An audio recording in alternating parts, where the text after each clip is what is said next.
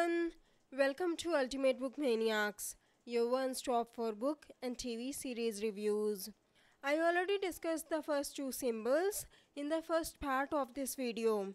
In this video, we'll discuss the spiral and the circle symbol and how they might be used in the Great War. I also have another crazy theory which I'll discuss in the end of this video, so stay tuned for that. I post new videos every Saturday at 7 p.m. IST or at 9:30 a.m. EST. So make sure to subscribe this channel and also click on the bell icon to get notifications from my channel. And I want to thank you Aaron Arguelles for contributing to my channel on Patreon. Before we discuss the spiral symbol, let's see where and when it was used in the past. At first, the White Walkers drew a spiral symbol on the fist of the first man. Then later, the children used the same spiral symbol in their magic ritual where they turned a first man into a White Walker. So maybe this spiral symbol is used for changing someone. And they weren't using any spells either. So far, we have only seen the children of the forest and the Night King turn someone into a White Walker. What if there were other ways to turn them too? At the feast of the first man, we only found the horses' bodies and we thought everyone died and turned into whites. But what if some of them were turned into White Walkers too? As I discussed in my Craster's Sons theory video, I think anyone with king's blood in them can be turned into a White Walker. As for what these spiral symbols signify, as I discussed in the first part of this video, David Benioff had said, the spiral patterns are important in our world and they would be important in this world too. So I looked up a few meanings of the spiral patterns. I found 3 meanings which seemed relevant. The first one was provided by Vladimir Nabokov, who said, the spiral is a spiritualized circle. In the spiral form, the circle uncoiled has ceased to be vicious. It has been set free. So if this really was a symbol to turn someone into a White Walker, I guess the White Walkers would see it as setting the men free. The second one said, the spiral symbol can represent the consciousness of nature, beginning from its center, expanding outwardly. So in a way, we can assume this spiral symbol could mean change from the inside out, like being awakened, at least from the White Walker's point of view. Also, when a man is turned into a White Walker, just like the Night King or Craster's baby, the change begins from within and it moves outward. You might have noticed that when they turn, the first thing that changes is their eyes. And the third one said, the spiral will symbolize connection to God and the energy of the cosmos. Spirals can represent harmony, beginning, concentration, and focus. They can be used to expand, connect, and develop the mind. Spirals represent journey, direction, and progress. If this spiral symbolizes a connection to the God, what if it's a form of a sacrifice or an offering to their God, aka the Great Other? I said in my Great Other video that these symbols might have been letters from the true tongue, which is the language of the children of the forest. I know Jojen says in the books that the children had no written language, but then the books didn't have these symbols either. I also said in that video that the children's ritual was probably meant for the old gods, but the Great Other might have gotten involved somehow and had helped the Night King take more power from the children and become the first White Walker.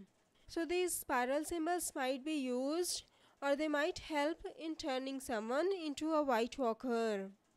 Also, when they killed the men of the Night's Watch at the feast, the White Walkers gave a heavy blow to their enemies who have been protecting the wall for thousands of years to keep them out. 300 men went to the feast and in the books, only a dozen made it back, leaving only 40 men to man the wall, including the cripples and the green boys. So this symbol might have been used as an offering of their dead enemy or their victory over their foe. Let's discuss the circle symbol now. When the Night King turned Craster's son, he was surrounded by a circle made of 10 spikes. I looked up the circle's symbolic meaning too. It said, the circle symbol meaning is universal, sacred, and divine. It represents the infinite nature of energy and the inclusivity of the universe. So as you can see, the circle symbol is considered sacred and divine. You might have noticed that Craster's son was placed at an altar in the center of this circle. But the Night King is already very powerful. He shouldn't need a symbol to provide him more power. That's why I believe that he only uses the circle symbol as something divine to be around when he performs their sacred ritual. And before you ask, I already explained in my season 7 and 8 Q&A part 2 video that I think Viserion is a white and not a White Walker, and that's probably why he didn't need a symbol to be reanimated. The reason why I discussed all these symbols is because I believe they will play an important role in the Great War. Like I said in the first part of this video, I think the children of the forest or the first men were trying to send a message to their future generations. And I said in my episode 4 review video that the sign beside the 3 men indicated God's eye. But who are these 3 men carved beside the God's eye symbol? So here's my crazy theory. Do you think it's possible that the cave painting showed the prince that was promised, Azor Ahai, and the last hero? I already discussed in my Bran's journey video that I believe the 3 heads of the dragons are the 3 saviors who will help win the Great War. We know it had the God's eye and the children in it.